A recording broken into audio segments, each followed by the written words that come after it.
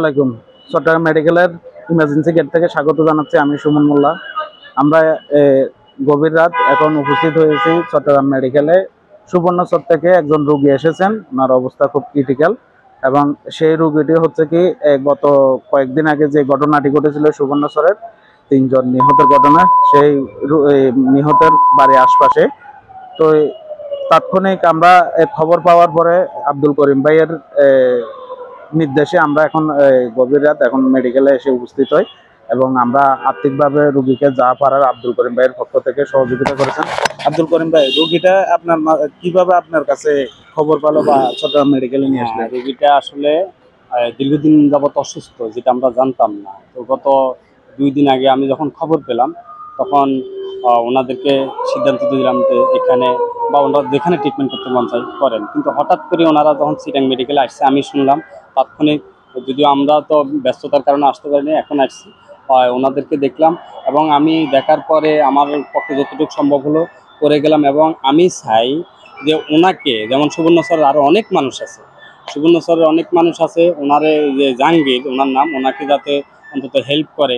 আর আমরা ওনার জন্য সার্বক্ষণিক আছি। আমি এখনও ওনাদেরকে বলে যাচ্ছি যে ওনাদের যখনই যে প্রয়োজন হবে, উনি সুস্থ হওয়া পর্যন্ত আল্লাহ যদি আমাকে বাঁচিয়ে রাখে, যে আমি ওনার পাশে থাকবো এবং ওনার সুস্থতা দেওয়ার মালিক আল্লাহ, যে আমি অন্তত আমার চেষ্টাটা করে যাব।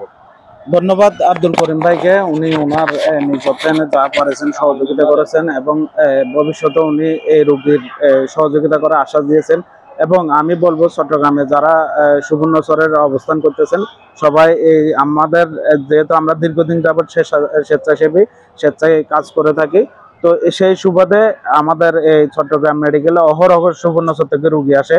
গত 2 দিন আগে একটি ঘটনা ঘটেছে, সুবর্ণচরে একটি শিশু বাচ্চা নিহত হয়েছিল এখানে, কিন্তু আর্থিক অভাবে সুবর্ণচরে নিতে পারতেছিল না।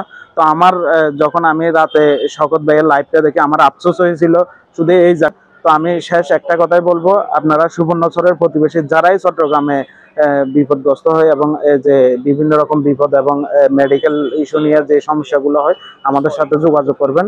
ভালো থাকবেন সবাই। আসসালামু আলাইকুম।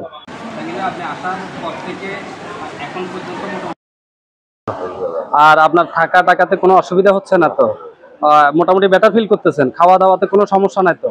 যদি সমস্যা হয়, আমি তো আজকে আসলাম আমার পক্ষে যতটুকু সম্ভব আপনাদের শুধু পাশে দাঁড়ানোর জন্য। এর পরেও যখনই সেটা রাত 2টা হোক 3টা হোক, আমার নাম্বার সিরাজের কাছে আছে, অবশ্যই আপনারা আমাকে ফোন করবেন। এর বাইরেও যতটুকু সম্ভব ইনশাল্লাহ আমরা আবার আসবো কালকে। আমাদের ইয়ে থেকে অনেকে অসুস্থ, মেহেদী হাসান, বাদল অনেকে অসুস্থ না হলে আপনার এখানে সার্বক্ষণিক থাকবে। ওকে, আল্লাহ হাফেজ।